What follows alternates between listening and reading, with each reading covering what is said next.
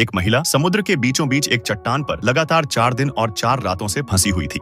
अब उसे पूरा यकीन हो चुका था कि उसकी मौत तय है। तभी अचानक एक विशालकाय शार्क उसकी ओर तेजी से तैरती हुई आने लगी। शार्क को देखकर वह बुरी तरह घबरा गई और तुरंत चट्टान के सबसे ऊंचे हिस्से पर चढ़ गई। लेकिन जब उसने दोबारा नीचे समुद्र की ओर देखा तो उसे पानी में तेल से भरा एक ड्रम तैरता हुआ दिखाई दिया। उसी पल उसके दिमाग में एक बेहद खतरनाक योजना आई। उसने अपनी नब्ज के सहारे समय गिनना शुरू किया और यह अंदाजा लगाने लगी कि शार्क को चट्टान का एक चक्कर लगाकर वापस आने में कितना समय लगता है। जैसे ही शार्क चट्टान के पीछे पहुंची, महिला ने बिना एक पल गंवाए समुद्र में छलांग लगा दी और पूरी ताकत से उस तेल के ड्रम की ओर तैरने लगी। उसे पता था कि पानी में गिरते ही शार्क उसकी आहट सुन लेगी। हुआ भी वही। शार्क बिजली की रफ्तार से उसकी ओर बढ़ने लगी। महिला अपनी जान बचाने के लिए पूरी ताकत से तैरती रही और किसी तरह शार्क के पहुंचने से पहले उस ड्रम तक पहुंच गई। उसने ड्रम को कसकर पकड़ लिया और तुरंत वापस चट्टान की ओर लौटने लगी। पीछे से शार्क लगातार उसके करीब आती जा रही थी। आखिरी क्षणों में महिला ने अपनी पूरी ताकत लगा दी और किसी तरह चट्टान पर चढ़ने में सफल हो गई। इस तरह उसकी जान तो बच गई, लेकिन अब उसे समझ आ चुका था कि जब तक यह शार्क जिंदा है, वह कभी भी इस जगह से सुरक्षित बाहर नहीं निकल पाएगी। यही सोचकर